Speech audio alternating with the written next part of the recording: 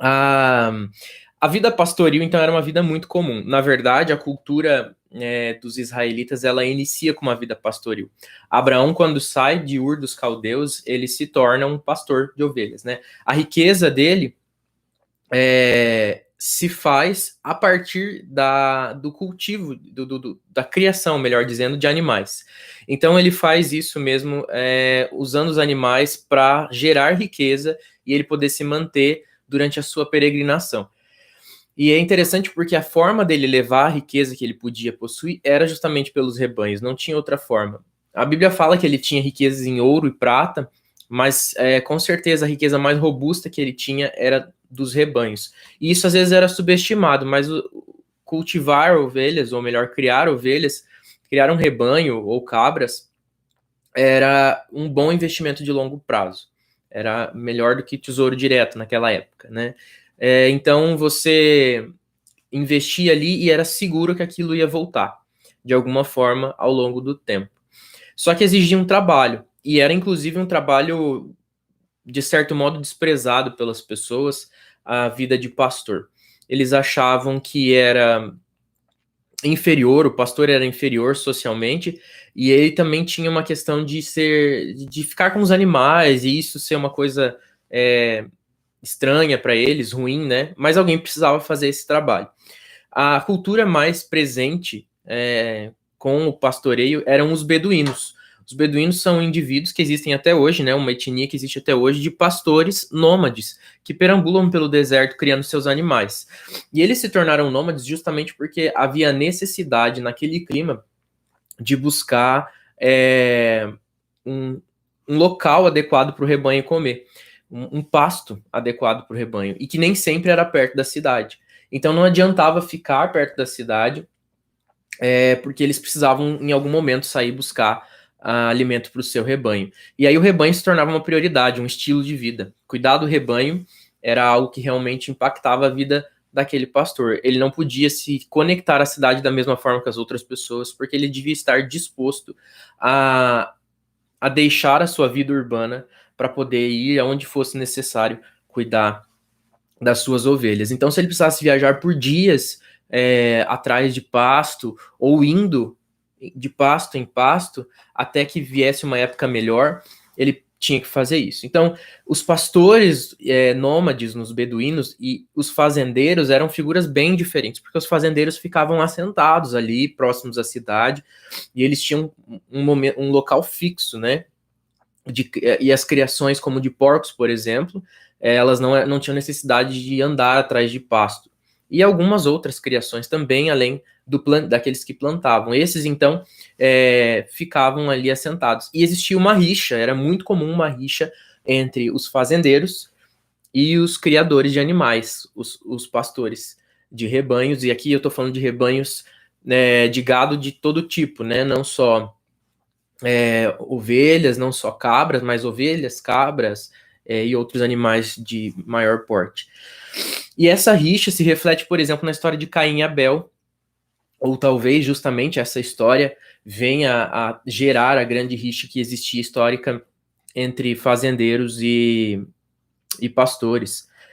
José também, quando ele está no Egito e ele chama os irmãos para comer junto com ele, antes de se revelar como seu irmão deles, a Bíblia fala que eles não comeram juntos. Os egípcios não gostavam de sentar junto com os pastores de ovelhas, porque os irmãos de José eram pastores de ovelhas, e José ocupava uma posição importante e era tratado como egípcio.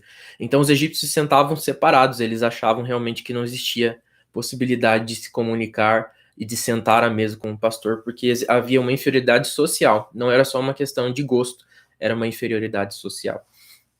Então, mesmo com a chegada da vida urbana mais estável, o desenvolvimento das cidades, ao longo dos anos, sempre foi necessário que alguém assumisse a tarefa pastoril. Sempre foi necessário que alguém tivesse a disposição de cuidar das ovelhas. E o que é interessante é que as ovelhas não eram criadas, não era toda a família que tinha rebanho que necessariamente tinha nela um pastor. Então era possível que eu morasse na cidade, tivesse o meu rebanho e não tivesse um pastor na minha família. E o que as pessoas da cidade faziam, ou da aldeia, daquele povoado? Eles contratavam um pastor para cuidar de todas as ovelhas daquela aldeia. Então eles confiavam as suas ovelhas a um pastor, justamente porque esse investimento valia a pena. Era melhor fazer isso do que não saber cuidar, ou do que não ter ovelhas, ou vender as suas ovelhas e não aproveitar do investimento que era ter essas ovelhas. Porque as ovelhas podiam gerar ali alimento, a carne, né? Tô falando ovelhas aqui, mas na verdade a gente pode falar de outros rebanhos, né?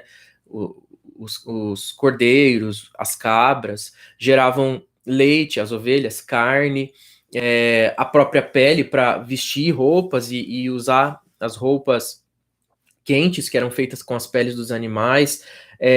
Os chifres eram utilizados para fazer utensílios domésticos, jarros, copos, vasilhas para portar óleo, enfim, uma série de coisas, né? Eram utilizados nos sacrifícios dos animais, então alguém precisava criar esses animais que eram utilizados nos sacrifícios.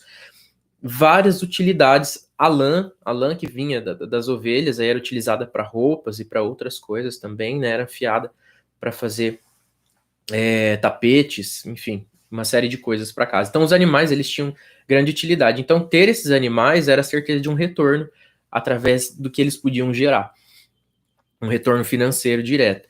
E as pessoas então investiam nisso e pagavam um pastor. A proporção então de pastores numa cidade era muito pequena para os habitantes, por isso que era possível às vezes contratar um único pastor para cuidar de vários rebanhos de uma vez só. E eles preferiam então não se colocar nessa posição de ser pastor, porque tinham ela como inferior, ou tinha essa questão social, então é melhor eu pagar alguém para fazer isso do que ser e me dispor. Se você tem aí boa percepção, consegue fazer uma série de paralelos com a vida pastoral de hoje, e agora não falando de pastoreio de animais, mas pastoreio de pessoas, né? Realmente a gente vê que não são muitas pessoas que Deus chama para fazer isso dentro da igreja, dentro do universo total da igreja, mas Deus separa algumas pessoas para fazer isso. E realmente é uma vida de desprendimento, uma vida em que você separa o seu estilo de vida todo, né? Não é simplesmente uma profissão, não é uma coisa que você faz com hora marcada, mas a vida pastoral, ela é um estilo de vida, ela é uma forma de viver. Porque você não é pastor das 8 às 16 horas da noite e nos dias que tem programação. Você dorme pastor e acorda pastor. E você passa o dia inteiro sendo pastor. Porque realmente você precisa ter essa disposição e esse desprendimento para ir atrás das ovelhas aonde for necessário e quando for necessário, para cuidar bem das suas ovelhas. Então você vai perceber ao longo da nossa aula aí uma série de percepções, uma série de insights, de conexões que a gente faz com a vida pastoral nas igrejas hoje, né? Mas a gente vai falar hoje só de pastoreio de rebanhos. E lá no final a gente vai fazer uma aplicação muito boa sobre o nosso bom pastor, que é Cristo Jesus. Olha só, a Bíblia fala, quando ela fala de ovelha, a mesma palavra que ela usa para ovelha, ela usa para se referir a cabras também. Então a Bíblia fala muito de pastoreio de rebanhos de ovelhas e cabras. E quando você lê lá ovelha, pode ser que esteja falando de cabra, ou pode ser que esteja falando realmente de ovelha mesmo.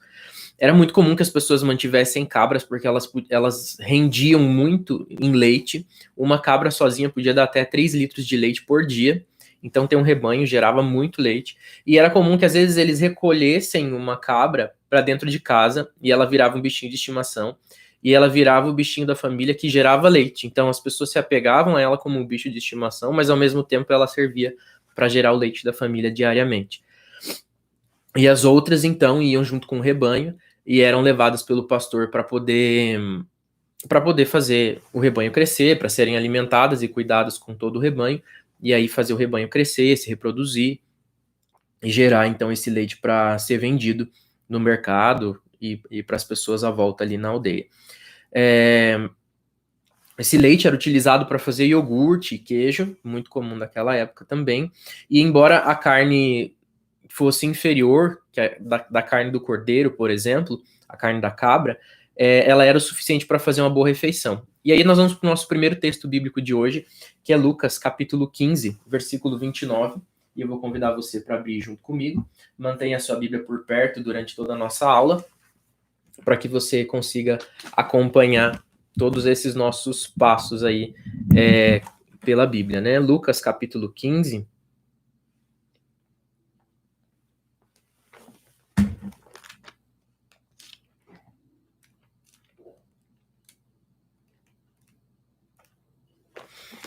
Lucas capítulo 15 vai falar da parábola do filho pródigo, muito conhecida, e há uma fala interessante dele sobre o uso de uma cabra, um cabrito, para fazer uma janta, né? Lucas 15, 29, diz assim: mas ele respondeu ao seu pai, aqui falando do filho que resolve sair de casa: há tantos anos que te sirvo sem jamais transgredir. Perdão, esse é o filho mais velho, né? Quando o filho mais novo volta. Mas ele respondeu ao seu pai: há tantos anos que te sirvo sem jamais transgredir uma ordem tua, e nunca me deste um cabrito sequer para alegrar-me com os meus amigos. Olha só, o que esse filho está querendo dizer? A carne do cabrito era apreciada para fazer as refeições, mas ela era tomada nitidamente como uma carne inferior para fazer essas refeições. Ela não era o melhor banquete oferecido. E aí ele diz assim: eu te obedeci tanto, você está recebendo esse seu filho que ficou um tempo fora, gastou todo o seu dinheiro e agora volta, e você faz uma festa para ele, manda matar um novilho cevado, ou seja, uma carne boa, e para mim eu nunca tive nem a carne mais fraquinha, mais simplesinho do seu rebanho para poder fazer uma festa com os meus amigos. Então isso realmente revela que ela servia sim para ser servida como alimento, mas era tomada como uma carne inferior. O pelo da cabra era utilizado, era tecido e utilizado para fazer cobertura das tendas. Os beduínos usam até hoje essa técnica de usar o couro da cabra com o pelo todo para fazer a cobertura das tendas. E essas tendas, elas são montadas, né, e desmontadas, porque eles vivem uma vida nômade, e elas geram uma proteção térmica muito boa no deserto, onde ele fica uma temperatura constante e agradável dentro da tenda, que não é quente diante do deserto e nem fria durante a noite, quando tem a inversão térmica no deserto. Então, elas eram muito utilizadas para isso e também serviam para fazer roupas rústicas, que eram o que a Bíblia chama de panos de saco. Quando a Bíblia fala de vestir-se de panos de saco, são roupas rústicas feitas com o pelo da cabra. Justamente uma roupa que provavelmente pinicava muito e o objetivo dela era incomodar mesmo, porque ela era utilizada em aspectos de humilhação, de auto-humilhação, de reconhecimento de necessidade de auto-humilhação ou de luto, onde a pessoa queria demonstrar o quanto ela estava abatida, chateada, entristecida e o quanto ela negligenciava o seu próprio conforto em prol da tristeza pela perda de um ente querido ou algum acontecimento que o entristecia profundamente. Essas roupas, então, eram feitas de pelos de cabra. Outras coisas que foram feitas com pelos de cabra eram as cortinas do tabernáculo, né? Nós vemos isso lá em Êxodo, capítulo 26, versículo 7, fala que as cortinas eram feitas de pelos de cabra. A gente vê também em 1 Samuel, capítulo 19, versículo 13, que as peles, o pelo de cabra, o tecido feito de pelo de cabra, era também utilizado para preencher travesseiros. Eles eram envoltos com alguma outra coisa e serviam de enchimento para um travesseiro, porque provavelmente tinham uma certa maciez ali que permitia ele ser mais agradável para deitar sobre ele. Para outro uso da pele, mesmo sem os pelos, né, a pele da cabra, era impregná-la de gordura, engordurar ela muito bem, envolvê-la bem em gordura, para que ela ficasse selada mesmo, impermeável, e curtida ali naquela gordura, ela era costurada em forma de bolsa para carregar água. Os pastores precisavam dessas bolsas de água para poder passar muito tempo viajando, e elas eram feitas justamente com o material da pele dos animais. Então essa pele era curtida na gordura para que a água não vazasse pela pele e aí costurada em formato de bolsa para poder carregar. Provérbios 27, capítulo 23 a 20, Provérbios capítulo 27, versículos 23 a 27. Eu vou convidar você para abrir também esse texto junto comigo. Ele vai falar sobre a sabedoria de se obter um bom rebanho e cuidar do seu rebanho. Provérbios capítulo 27, versículo 23 a 27. Olha só o que diz lá. Procura conhecer o estado das tuas ovelhas e cuida dos teus rebanhos, porque as riquezas não duram para sempre, nem a coroa de geração em geração. Quando removido o feno, aparecem os renovos, e se recolherem as ervas dos montes, então os cordeiros te darão as vestes, os bodes o preço do campo, e as cabras leite em abundância, para teu alimento, para alimento da tua casa e para sustento das tuas servas. Então ele fala aqui justamente do investimento nas ovelhas, que não devia ser subestimado, porque ele geraria riqueza contínua para sustento da casa. E aqui a riqueza não necessariamente luxo, mas a riqueza no sentido de gerar recursos.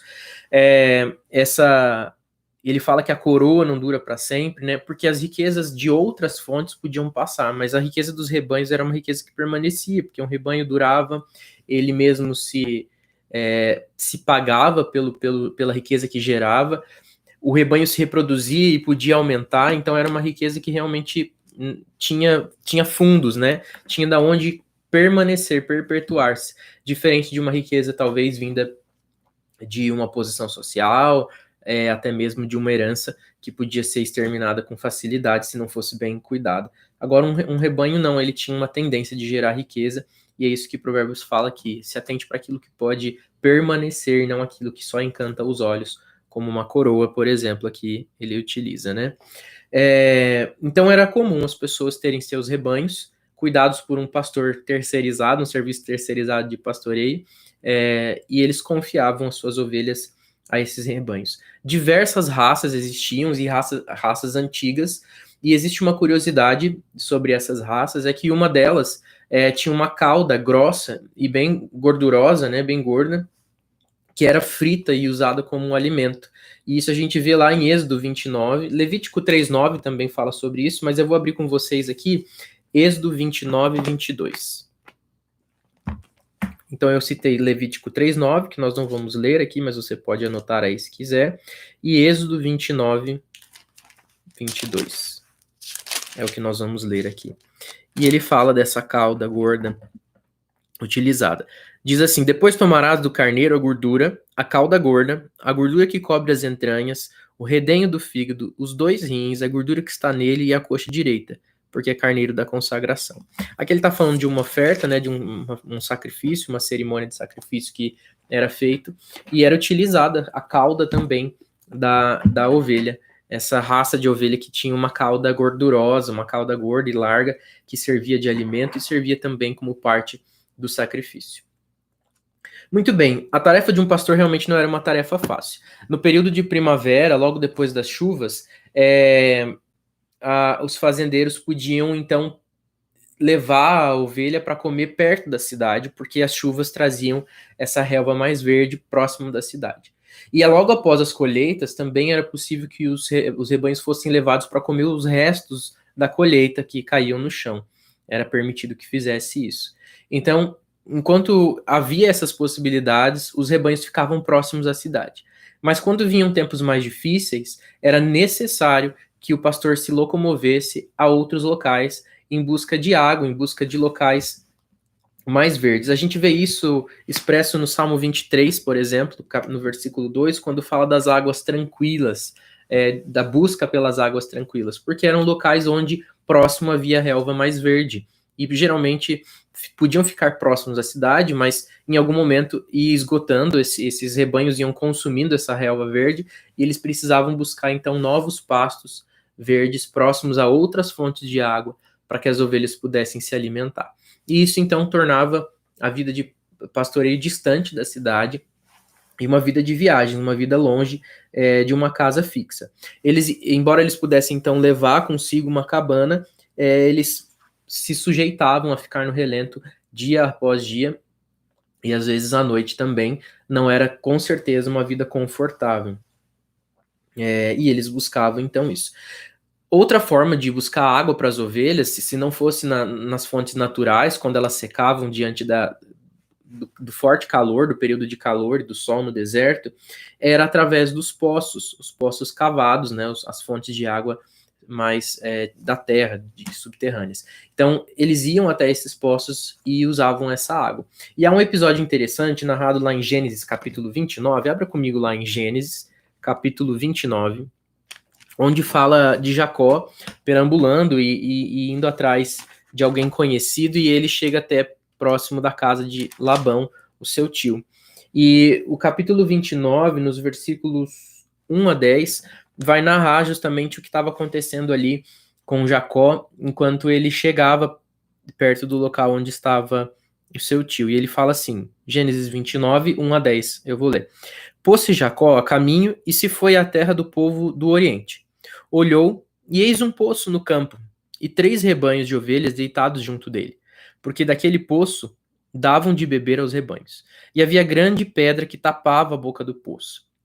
Ajuntavam-se ali todos os rebanhos, os pastores removiam a pedra do poço, da boca do poço, davam de beber às ovelhas e tornavam a colocar no seu devido lugar. Perguntou-lhes Jacó, meus irmãos, de onde sois? Responderam, somos de Harã. E perguntou-lhes, conheceis a Labão, filho de Naor? Responderam, conhecemos. Ele está bom? Perguntou ainda Jacó. E eles responderam, está bom, Raquel, sua filha, vem vindo aí com as ovelhas. Então lhes disse, é ainda pleno dia, não é tempo de se recolherem os rebanhos, dai de beber às ovelhas e de apacentá-las. Não podemos, responderam eles, enquanto não se ajuntarem todos os rebanhos e seja removida a pedra da boca do poço, e lhes demos de beber. E aí é interessante porque o que acontecia? Os poços eram sempre cobertos com uma pedra muito pesada, justamente para defender o direito sobre essa água. Quem tinha direito sobre a água era quem tinha cavado o poço ou quem comprava o poço de alguém, ou comprava as terras com o poço. E eles colocavam uma pedra pesada justamente para que precisasse de um número maior de pessoas para remover essa pedra e fosse mais fácil de manter essa água segura, para que qualquer pessoa que passasse não contaminasse esse poço ou não mal utilizasse esse poço. E então eles colocavam essa pedra muito grande. E o que está acontecendo aqui é uma reunião de vários pastores, cada um com seu rebanho, e eles esperando que cheguem todos os rebanhos para que eles abram uma vez só a pedra do poço, porque dava muito trabalho para abrir essa pedra, para tirar, remover essa pedra, para que todos os pastores pudessem dar água aos seus rebanhos, e aí eles voltassem a fechar o poço, e aí não precisasse abrir mais de uma vez no dia. Então eles estão aguardando aqui Raquel chegar com o rebanho de seu pai, Labão. E aí ele diz aqui no versículo 9, falava-lhes ainda quando chegou Raquel com as ovelhas de seu pai, porque era pastora. E tendo visto Jacó, Raquel, filha de Labão, irmão de sua mãe, e as ovelhas de Labão, chegou-se, removeu a pedra da boca do poço e deu de beber ao rebanho de Labão, irmão de sua mãe. O que acontece então é que Jacó sozinho remove a pedra do poço. Durante a história de Jacó, várias vezes vai narrar que ele era um homem forte, inclusive ele luta uma noite toda com o anjo do Senhor. E aqui ele remove essa pedra desse poço sozinho. Então, outra fonte de água possível para os pastores levarem para os seus rebanhos era as fontes dos poços. Além de todo esse esforço de levar água, de conseguir buscar essa água, de remover essas pedras todos os dias, de procurar um pasto agradável, de viajar com o rebanho atrás desse pasto agradável, eles precisavam defender os rebanhos de diversos perigos. E não é exagero falar, por exemplo, que apareciam leões. O cenário que a gente vê na história de Sansão, por exemplo, que encontra um leão morto, ou melhor, que encontra um favo de mel no leão morto, que ele mesmo havia lutado, mostra que os leões apareciam, e eles apareciam justamente para comer os rebanhos, porque era uma presa fácil. E muitas vezes os pastores precisavam lutar com esses leões e afastar esses leões de alguma forma para poder salvar as suas ovelhas. E não só as suas, mas salvar as ovelhas que eles haviam sido pagos para cuidar. Então eles tinham um cuidado muito grande com essas ovelhas, porque eles precisavam prestar conta sobre elas, e eles não queriam perder essas ovelhas, porque eles deveriam pagar de volta, eles iam se endividar se eles perdessem as ovelhas. Então um bom pastor, era preciso que ele tivesse a disposição de dar a sua vida pelas suas ovelhas, para que elas pudessem ficar bem. Ele precisava lutar com feras. Então eu estou falando aqui de leões, de urso. Era comum que aparecessem também hienas e chacais, que são animais então que predavam essas ovelhas ou as cabras, enfim, os rebanhos, né? O texto de 1 Samuel, capítulo 17, versículos 34 a 36, narra o próprio Davi, que é um pastor, era pastor de ovelhas, se tornou um rei, contando das suas aventuras aí, protegendo seu rebanho. Vamos dar uma olhadinha lá? 1 Samuel, capítulo 17, versículo 34 ao 36.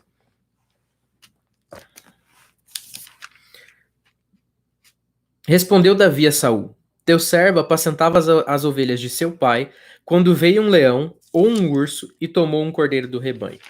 Aí eu saí após ele e o feri, e livrei o cordeiro da sua boca. Levantando-se ele contra mim, agarrei-o pela barba e o feri e o matei. O teu servo matou tanto o leão como o urso. Este incircunciso filisteu será como um deles, porquanto afrontou os exércitos do Deus vivo. Aqui Davi vai, com toda a sua coragem, falar com o rei Saul sobre Golias. E ele então fala que o filisteu vai morrer, assim como o leão e o urso que ele já havia matado para defender o seu rebanho. E não é aqui história de pastor nem de pescador, mas é uma história real, porque era bem comum que aparecessem esses animais para ofender o rebanho, para poder tentar predar o rebanho, os pastores precisavam lutar. E Davi era muito jovem, mas ele já lutava. Hoje a gente vai ver muito texto de João 10, porque João 10 fala muito sobre isso. Jesus usa a figura pastoril para falar da sua relação com as suas ovelhas, o seu rebanho, que somos nós, os seus filhos, aqueles a quem ele chamou e separou para serem seus. E ele justamente fala isso, que o bom pastor dá a vida pelas suas ovelhas. Nós vamos abrir agora, lá no final nós vamos olhar João 10, mas eu sempre vou citar alguma coisa a respeito desse texto, porque ele é importante para nós nessa manhã. E a outra figura que fala nesse texto de João 10, que é a figura do mercenário. Ele fala que o bom pastor dá a vida pelas suas ovelhas, mas o mercenário não, quando vem o perigo ele a abandona. E esse mercenário era uma figura também presente na estrutura ali de cuidado com os rebanhos, que era às vezes alguns pastores pagavam ainda uma outra pessoa para ajudar eles a cuidar dos rebanhos. Então eles tinham um funcionário, que era esse mercenário, que cobrava para cuidar das ovelhas. Só que o mercenário não tinha o mesmo envolvimento, porque quem respondia pelas ovelhas não era ele. A partir do momento que ele se via em perigo, ele podia então fugir e falar: quer saber, é melhor não ganhar o salário do que perder a vida. E já o pastor, não, ele precisava daquilo para viver e ele tinha colocado a palavra dele, empenhado a palavra dele de cuidar das ovelhas daqueles que tinham contratado ele. Então esse funcionário dele aí podia ser um mercenário que só estava interessado no dinheiro e não tinha a mesma dedicação. Então Jesus fala que ele mesmo vai e dá a sua vida, entrega a sua vida e dedica a sua vida pelas suas ovelhas. E não terceiriza isso a nenhum mercenário. Ele não deixa isso para aqueles que só querem se aproveitar do dinheiro e dos recursos e não estão dispostos a entregar a sua vida pelas ovelhas do bom pastor, que é Jesus. Então, cuidado com os mercenários, cuidado com aqueles que só querem o dinheiro, só querem se aproveitar de alguma função pastoral para cercar o rebanho e não estão dispostos a entregar a sua vida pelas ovelhas, né? E não estão dispostos como Jesus. Cuidado com aqueles que nos enganam e tentam nos titubear, nos fazer titubear ali na palavra do Senhor e no caminho do Senhor. Eu vou falar para vocês agora de alguns instrumentos comuns que apareciam na vida dos pastores, que eram utilizados pelos pastores, e alguns deles vocês até conhecem, aliás, talvez todos eles vocês conheçam, porque aparece, por exemplo, na história de Davi e Golias. Davi utiliza uma funda para poder atacar Golias e matá-lo. A funda era um utensílio típico de um pastor. Duas armas podiam aparecer na mão de um pastor. Uma era um bastão pesado, uma arma pesada que ele utilizava, um bastão de madeira, com pedras incrustadas uma das pontas, a ponta que era útil para defesa, ou mais para frente foram utilizados pregos para fazer isso. E servia para justamente agredir qualquer animal que viesse atacar, qualquer animal selvagem que viesse atacar o seu rebanho. Mas mais eficiente até talvez que o bastão e mais prático era o uso da funda. A funda era uma tira de couro pequena que formava uma espécie de bolsa amarrada a cordões de em torno de 60 centímetros cada cordão, feito de tendão ou de corda mesmo, ou ainda feito de couro de animal. e esse, assim como a parte central ali, né, que formava essa bolsinha, e essa bolsinha podia carregar pedras de até 4 centímetros de diâmetro, mais ou menos. Então ele carregava essa bolsinha do lado com ele ali amarrada na cintura, e sempre que ele precisava, ele colocava uma pedra nessa porção de couro ali no meio, pegava nesses cordões que estavam amarrados nas laterais, e ele girava.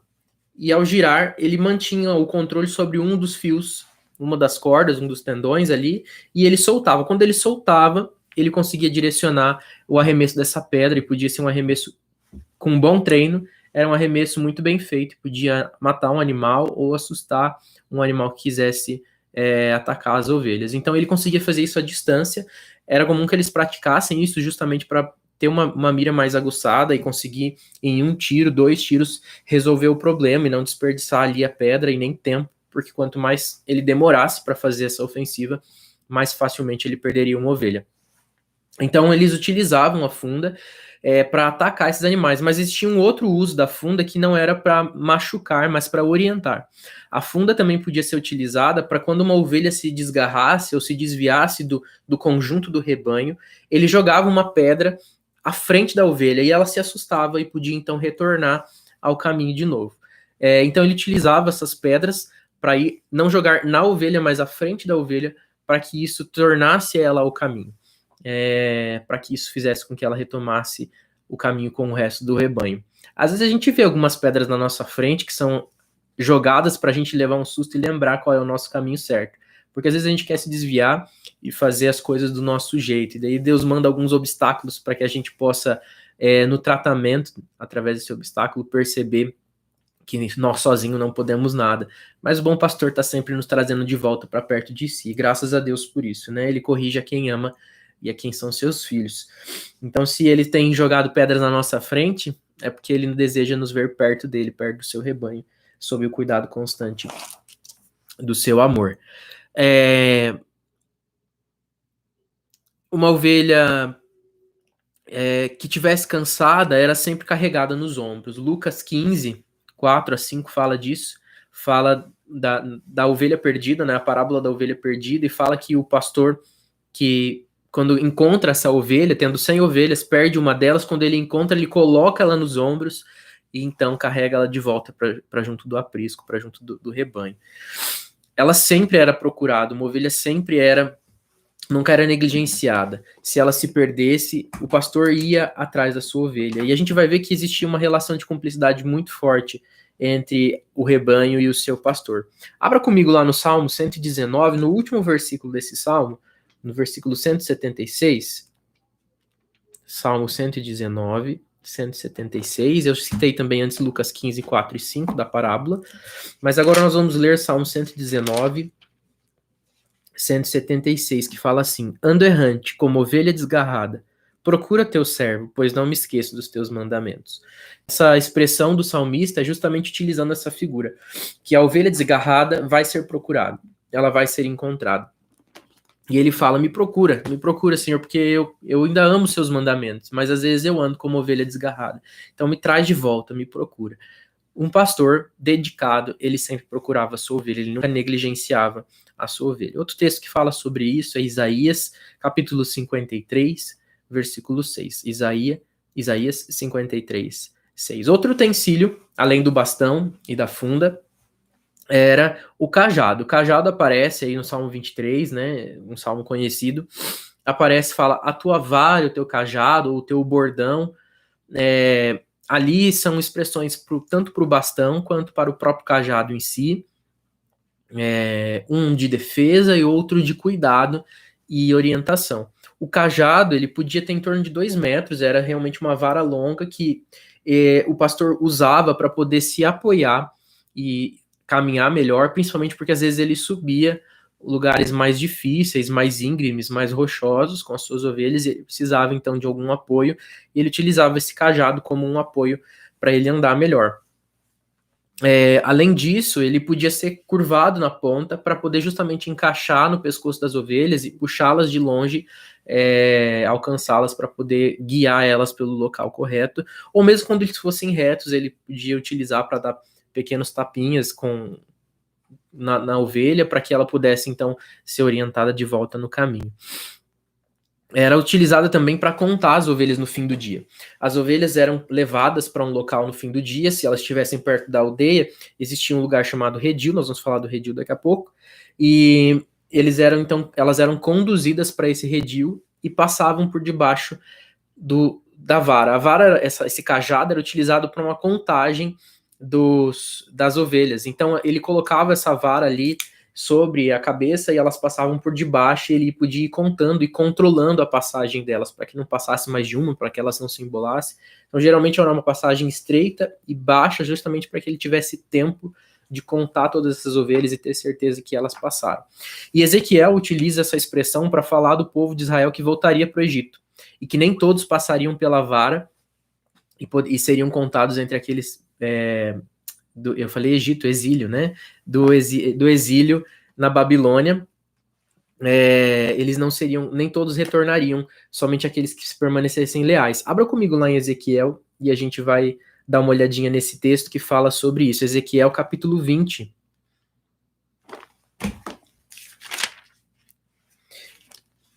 Ezequiel capítulo 20, no versículo 37 e 38. O profeta diz assim, ó: far-vos-ei passar debaixo do meu cajado e vos sujeitarei à disciplina da aliança. Separarei dentre vós os rebeldes e os que transgrediram contra mim.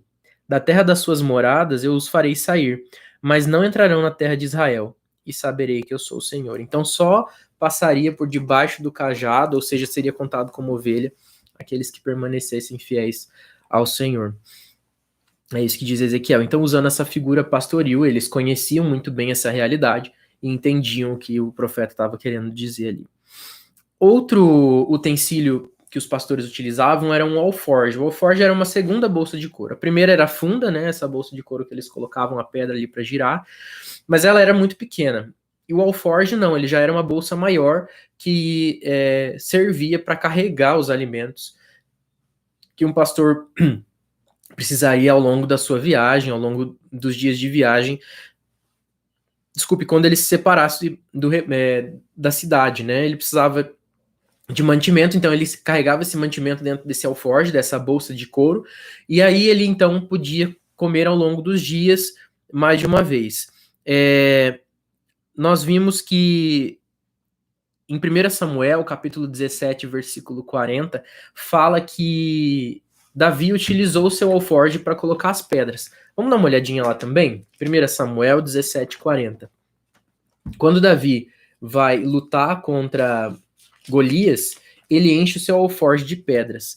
Mas esse alforje, né, então podia ser chamado de alforje também a funda, mas não era da funda que falava aqui. 1 Samuel 17, 40. Diz assim: tomou o seu cajado na mão e escolheu para si 5 pedras lisas do ribeiro, e as pôs no alforje de pastor que trazia, a saber, no surrão, e lançando mão da sua funda, foi-se chegando ao filisteu. Então veja, ele fala que ele pega o cajado, escolhe pedras lisas num riachinho, num ribeiro, e coloca no alforje de pastor. O alforje de pastor era justamente esse, de couro maior, onde guardava o alimento. Provavelmente Davi já tinha comido todo o seu alimento e aquele alforje estava vazio, então ele enche ele de pedras, para ter muitas pedras, para poder jogar contra Golias, se fosse necessário. Não muitas, mas ali ele escolhe, né, 5 pedras, mas mais do que uma, que talvez fosse que coubesse na funda e ele conseguisse levar uma outra na mão. Então ele aumenta um pouco das suas possibilidades, e ele fala ali, esse surrão, né, era o tipo do alforje, era justamente o alforje maior, o alforje de pastor, o alforje de carregar alimento. Então, Davi leva a sua funda nas mãos, mas leva também o outro alforje cheio de pedras. Esse era um dos outros utensílios. O último utensílio que nós vamos falar aqui é uma flauta. Era muito comum que os pastores tocassem flauta. E aqui a gente fala até que Davi, a Bíblia, aliás, fala, né, que Davi tocava uma harpa também, mas ele também provavelmente tocava a sua flauta. A flauta era muito fácil de fazer, eles faziam de bambu, uma flauta com furinhos, muito parecida com as flautas que nós conhecemos hoje, principalmente aquelas flautas mais indígenas, né, mais rústicas, que tem um som bem agradável, que servia para acalmar as ovelhas, servia também para tocar músicas contentes em dias festivos, em dias santos, e a gente vê isso lá em 1 Reis, primeiro livro dos Reis, capítulo 1, versículo 40, 1 Reis 1, 40. E Jeremias 48, 36 fala que eles serviam para tocar canções tristes também. Nós temos um bom exemplo de um pastor que toca flauta, que o pastor Tiago está falando aqui, né? Os melhores pastores tocam flauta. E ele toca muito bem uma flauta. Então ele é um pastor legítimo, com todos os direitos. Domingo eu quero ver ele de cajado na igreja, que é a única coisa que está faltando para poder ser pastor, né? Eu só não quero estar perto quando ele quiser utilizar esse cajado aí na gente. Mas os pastores então tinham flauta. E as flautas, elas quebravam muito facilmente porque elas eram muito sensíveis e, claro, eles não tinham, ainda que eles gostassem de tocar a flauta, não era a prioridade deles manter o instrumento intacto. Então era muito comum também que eles fizessem com facilidade essa flauta, que se quebrasse, eles simplesmente desprezassem essa flauta. E isso trouxe uma expressão interessante lá em Mateus 12, 20. Abre comigo lá em Mateus, Evangelho de Mateus, capítulo 12, versículo 20. Jesus usa essa figura da flauta que está quebrada. Você lembra disso? Já viu esse texto, Jesus falando de uma flauta quebrada? Ele não fala exatamente de uma flauta. Ele fala que não esmagaria a cana quebrada. Mateus, capítulo 12, versículo 20. Diz assim: não esmagará a cana quebrada, nem apagará a torcida que fumega, até que faça vencer o juízo. O que esse texto diz é que Jesus não é como os pastores comuns, os pastores das ovelhas, que quando vê o caniço, a cana quebrada, a cana aqui é justamente falando do bambu oco que era utilizado para fazer a flauta, que quando era quebrada era simplesmente desprezada e outra vinha no lugar.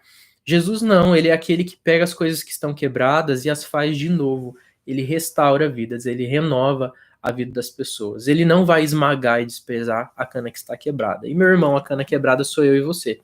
Jesus não nos desprezou, ele nos viu mortos nos nossos delitos e pecados, nos chamou para si, nos deu nova vida e nos refaz todos os dias e continua nos refazendo. Ele não despreza aquele que erra, ele não despreza aquele que falha, mas ele ensina o caminho da verdade. Ele renova todas as coisas conosco, e isso é muito bom, muito bom. Para a gente ir finalizando, eu vou falar do último ambiente, vamos dizer assim, do pastor, que é o redil.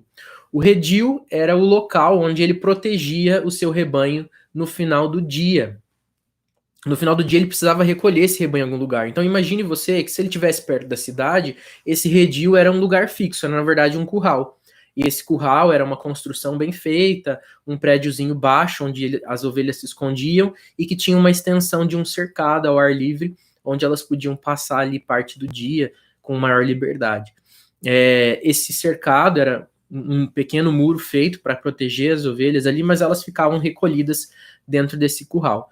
Mas, na maior parte do tempo, eles não estavam próximos da cidade, eles estavam viajando em busca de pasto e de água de qualidade para as ovelhas. Então, eles precisavam recolher essas ovelhas à noite. O que eles faziam era recolher essas ovelhas e formar esse redil, esse local, dentro de uma caverna. Então, eles colocavam as ovelhas dentro de uma caverna e colocavam pedras, fazendo uma pequena mureta, com espinhos em cima, arbustos espinhosos em cima, fazendo como se fossem aqueles muros com arame farpado, para que as ovelhas não viessem e nem para que animais tentassem pular o muro e atacar as ovelhas. Então as ovelhas estavam protegidas ali. E ele se colocava à porta desse local, uma abertura muito pequena, e ele deitava nessa porta justamente para que nenhuma ovelha pudesse sair e nenhum animal pudesse entrar. Ele era a porta das ovelhas. O próprio pastor era aquele que se colocava como proteção máxima entre a ovelha e qualquer perigo que havia. Se ele não tivesse uma caverna por perto, ele construía esse redil todo de pedras, um grande cercado de pedras ao ar livre, nesse caso, e aí ao invés de colocar, se ele não tivesse espinhos, ele colocava pedras pontudas em cima, mas ele subia um muro suficientemente alto para proteger as ovelhas, com essa proteção também das pedras pontudas, e ele, mais uma vez, se colocava na entrada como porta e dormia à porta desse redil para que as ovelhas ficassem seguras e protegidas ao longo de toda a noite. A vida do pastor realmente não era uma vida fácil, mas era uma vida de extremo comprometimento com as suas ovelhas. Olha só que interessante isso, né? O texto de João 10, que agora eu vou abrir com vocês, porque é o texto que a gente vai acompanhar para fechar a nossa reflexão de hoje, a nossa aula de hoje. João capítulo 10.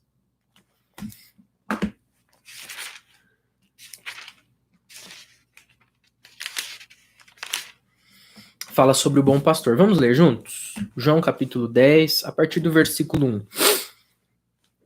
Evangelho de João, capítulo 10, a partir do versículo 1. Em verdade vos digo, o que não entra pela porta no aprisco das ovelhas, mas sobe por outra parte, esse é ladrão e salteador. Aquele, porém, que entra pela porta, esse é o pastor das ovelhas. Para este o porteiro abre, as ovelhas ouvem a sua voz, ele chama pelo nome as suas próprias ovelhas e as conduz para fora. Depois de fazer sair todas as que lhe pertencem, vai adiante delas, e elas o seguem, porque lhe reconhecem a voz.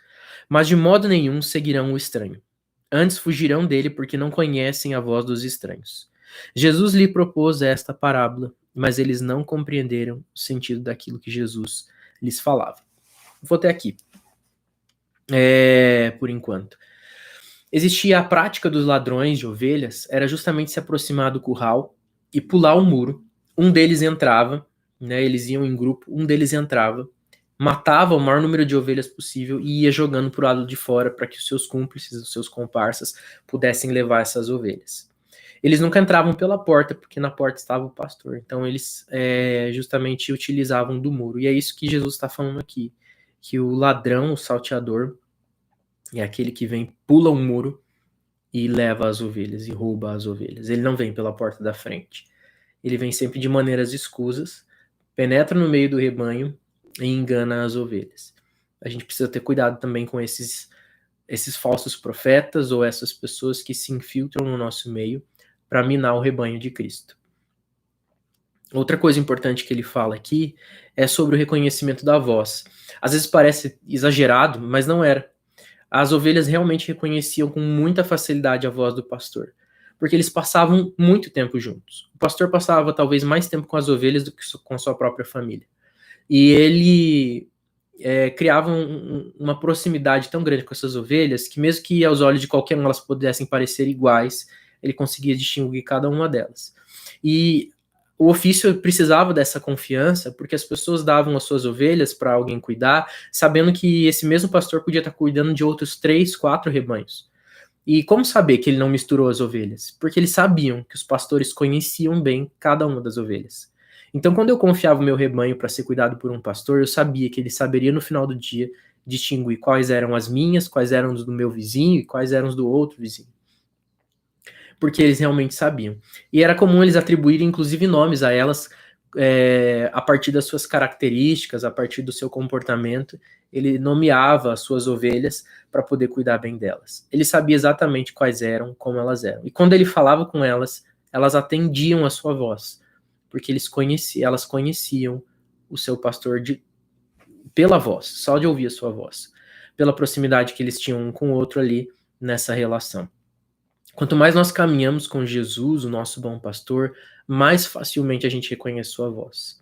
A gente precisa passar mais tempo, a maior parte do nosso tempo da nossa vida, com o nosso pastor. E aqui eu não estou falando com o nosso pastor humano, mas estou falando com o nosso pastor divino, pastor Jesus Cristo, que é o nosso bom pastor, né? Que deu a sua vida por nós, que entregou a sua vida lá na cruz por nós, e que o seu sacrifício faz com que a gente possa caminhar em proximidade com Deus Pai. Ele é o bom pastor, ele dá a vida pelas ovelhas. Ele realmente é o verdadeiro dedicado ao rebanho. Ele é aquele que, ainda que as pessoas olhem para nós e achem a gente todos iguais e muito parecidos, ou que pouco nos distingue, que poucas coisas nos distinguem, para Deus não. Ele conhece cada um de nós perfeitamente, interna e externamente. Ele sabe as nossas características e ele chama cada um de nós pelo nome. Ele não é um pastor de um rebanho genericamente, mas ele é um pastor pessoal. E ele conhece cada uma das suas ovelhas. Mas a gente só vai conseguir reconhecer a voz na medida que a gente tiver relacionamento próximo e constante com ele. Eu vou continuar a leitura do texto até o versículo 18, que diz assim ali, a partir do versículo 7 de João 10. Jesus, pois, lhes afirmou de novo, em verdade vos digo, eu sou a porta das ovelhas. Todos quantos vieram antes de mim são ladrões e salteadores, mas as ovelhas não lhes deram ouvido. Eu sou a porta. Se alguém entrar por mim, será salvo. Entrará e sairá e achará pastagem. O ladrão vem somente para roubar, matar e destruir. Eu vim para que tenham vida e a tenham em abundância. Eu sou o bom pastor. O bom pastor dá a vida pelas ovelhas. O mercenário, que não é pastor, a quem não pertencem as ovelhas, vê vir o lobo, abandona as ovelhas e foge. Então o lobo as arrebata e dispersa. O mercenário foge porque é mercenário e não tem cuidado com as ovelhas. Eu sou o bom pastor. Conheço as minhas ovelhas e elas me conhecem a mim, assim como o Pai me conhece a mim e eu conheço o Pai. E dou a vida pelas ovelhas, a minha vida pelas ovelhas. Ainda tenho outras ovelhas que não deste aprisco. A mim me convém conduzi-las, elas ouvirão a minha voz. Então haverá um rebanho e um pastor. Por isso o Pai me ama, porque eu dou a minha vida para reassumir. Ninguém a tira de mim, pelo contrário, eu espontaneamente a dou. Tenho autoridade para entregar e também para reavê-la. Este mandato recebi de meu Pai. O que Jesus fala então do seu ministério de redenção, de salvação, através da sua morte e ressurreição, a qual ele garante a entrada das ovelhas pela porta da salvação, que ele mesmo é. Ele mesmo se faz essa porta de salvação. Jesus é aquele, então, que nos aproxima de Deus, que nos reconecta com Deus, que faz com que pela sua morte, pelo seu sangue, todo o pecado seja vencido. E nós possamos, então, caminhar como rebanho desse bom pastor, protegidos, salvos, resguardados de todo perigo, de todo mal, sabendo que ele está disposto a se entregar por nós. E ele já o fez perfeitamente. Há uma outra questão interessante que eu não havia comentado ainda, que eles utilizavam às vezes cães para fazer o pastoreio. E os cães geralmente iam na parte de trás para ter certeza que nenhum animal viria atacar as últimas ovelhas do rebanho, e o pastor ia na frente conduzindo o rebanho. Então esse cão pastor, né, esse cachorro que era utilizado, ele ia atrás conduzindo levando as ovelhas, protegendo as ovelhas, e o pastor mais à frente, cuidando do caminho. Mas há algo interessante lá em Isaías 52:12, que é o último texto que eu vou ler mesmo. Isaías 52:12, que fala como Deus cuida do seu rebanho. E Deus, ele não precisa do uso de um cão pastor, né? Ele não precisa terceirizar a sua função e nem dividi-la com ninguém, porque ele cumpre ela por completo. Isaías 52:12 diz assim: portanto, não saireis apressadamente, nem vos irei fugindo, porque o Senhor irá adiante de vós, e o Deus de Israel será a vossa retaguarda. Jesus faz a nossa segurança e conduz o nosso caminho ao mesmo tempo. É o próprio Deus que nos assegura durante o caminho e que nos protege e que também nos leva pelo caminho certo, que nos dá a condução pelo caminho certo. E não permitirá que nenhum dos seus se desvie, nenhuma das ovelhas do Senhor será perdida, nenhum daqueles que pertencem à família de Deus perderá a entrada pela porta das ovelhas. Mas ele mesmo conduzirá cada uma delas, para que elas sempre façam parte do aprisco, para que elas sempre estejam próximas a ele. O isolamento de todo o contexto social levava o pastor a uma grande proximidade das ovelhas. Que esse período de isolamento leve você à maior proximidade do bom pastor. Que você aproveite esse tempo que Deus está dando de afastamento de tantas coisas, ainda que a gente tenha alguma correria, é muito menor do que antes, né? As nossas preocupações até são outras, mas é um bom período, um bom momento para que a gente tenha uma aproximação ainda maior do nosso pastor e ganhemos intimidade com ele. Não desperdice esse tempo que Deus está dando na sua vida para você se aproximar ainda mais dele e servir a ele com ainda mais afinco, com mais profundidade, com maior conhecimento. Use esse tempo para ler a palavra, para orar ao Senhor e para ouvir a voz de Deus e reconhecê-la de longe, como um bom pastor que ele é para nós. Que Deus abençoe sua vida. Espero que você tenha aprendido nessa manhã. E para a gente encerrar, eu quero orar mais uma vez com você. Vamos orar? Obrigado, Deus, por essa lição, por esse ensino, porque o Senhor é o nosso bom pastor que cuida de nós. Obrigado porque através da figura pastoril o Senhor nos ensinou tantas coisas. Nos ensinou, inclusive, que o Senhor nos chama para ser suas ovelhas. Cuida de nós e nos protege. Nos lembra que o Senhor é capaz de entregar a sua vida por nós e de fato fez. O Senhor entregou a sua vida em favor dos seus, em favor de nós que somos o seu povo, o seu rebanho. Que nós não sejamos ovelhas rebeldes, que não sejamos ovelhas desgarradas, mas sejamos ovelhas que estão sempre próximas ao pastor, sedentas do seu cuidado, aptas para reconhecer a sua voz, ansiosas para receber o bom alimento que o Senhor tem para nos oferecer, as águas de descanso, os pastos verdejantes. Obrigado porque o Senhor é o nosso pastor e nada tem nos faltado. É no nome de Jesus que eu oro e agradeço. Amém.